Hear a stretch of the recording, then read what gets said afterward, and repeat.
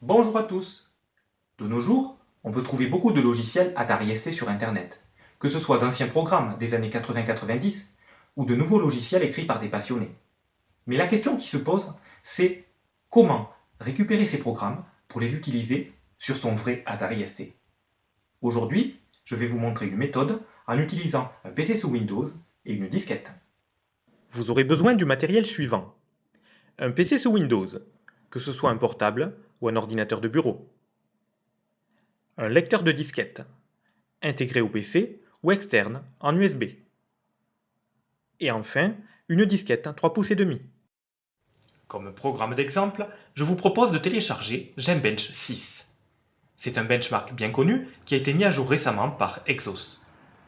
Je vais donc commencer par utiliser le PC pour télécharger Geekbench.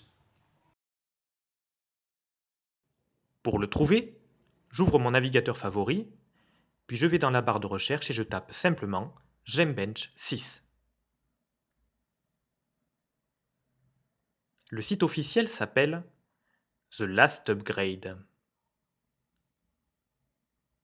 En haut de la page, il y a une copie d'écran et les liens de téléchargement sont juste au-dessous. C'est le premier lien qui est le plus récent. Je clique sur GB606B26 pour télécharger l'archive zip et je l'enregistre sur le bureau. Au bout de quelques secondes, quand le zip est téléchargé, je peux fermer le navigateur et double-cliquer sur gb6b26.zip pour voir son contenu. Ce sont les fichiers que je vais devoir copier sur la disquette. D'abord, vous devez préparer le lecteur de disquette. S'il n'y a pas de lecteur intégré à votre ordinateur, vous devez utiliser un lecteur USB. C'est très simple, il suffit de le brancher.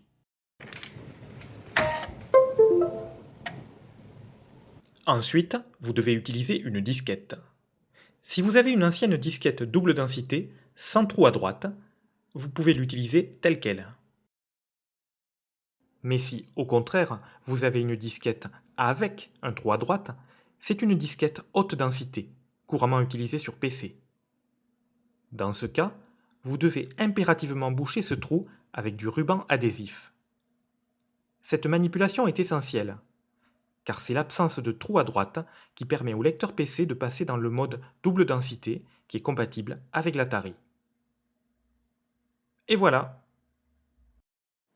Bien entendu, il ne faut pas oublier de fermer le trou de gauche avec le petit taquet pour mettre la disquette en mode lecture-écriture.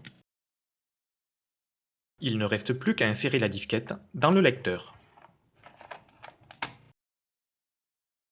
Maintenant, il faut formater la disquette.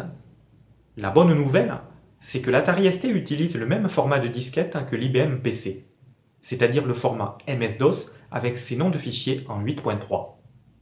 On peut donc formater une disquette sur PC, puis la lire sur Atari et inversement. Ça reste vrai de nos jours avec Windows.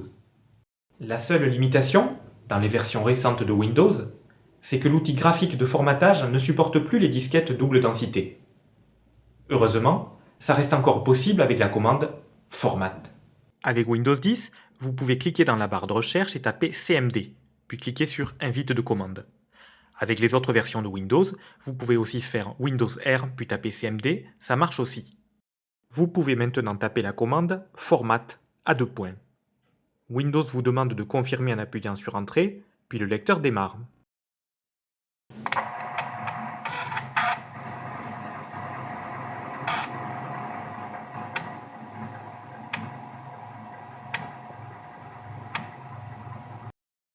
Le formatage prend environ 2 minutes. À la fin, Windows vous demande d'entrer un nom de disque. Vous pouvez simplement taper sur Entrée. Puis Windows vous demande si vous voulez formater une autre disquette, tapez N. Et vous pouvez fermer l'invite de commande. On peut maintenant copier le contenu du zip sur la disquette. Je double-clique sur le zip, je sélectionne tout et je fais bouton droit Copier. Puis je vais sur ce PC, je double-clique sur le lecteur de disquette et je fais bouton droit Coller.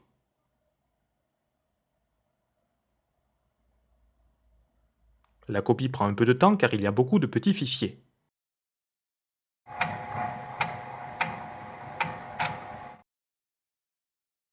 Et voilà, la copie est terminée, on peut retirer la disquette. Maintenant, je peux prendre la disquette et l'insérer dans l'Atari. Il me suffit de double-cliquer sur le lecteur A et je peux constater que les fichiers qu'on vient de recopier sont bien présents.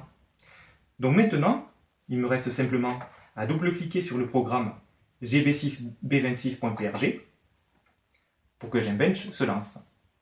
Alors bien entendu, ça prend quelques secondes et ça nous permet de nous souvenir que, à l'époque, les disquettes étaient quand même beaucoup plus lentes que les clés USB de nos jours.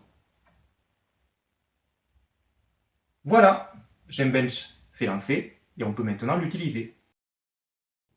Bien entendu, vous pouvez utiliser la même technique pour transférer n'importe quel autre logiciel, y compris vos propres programmes.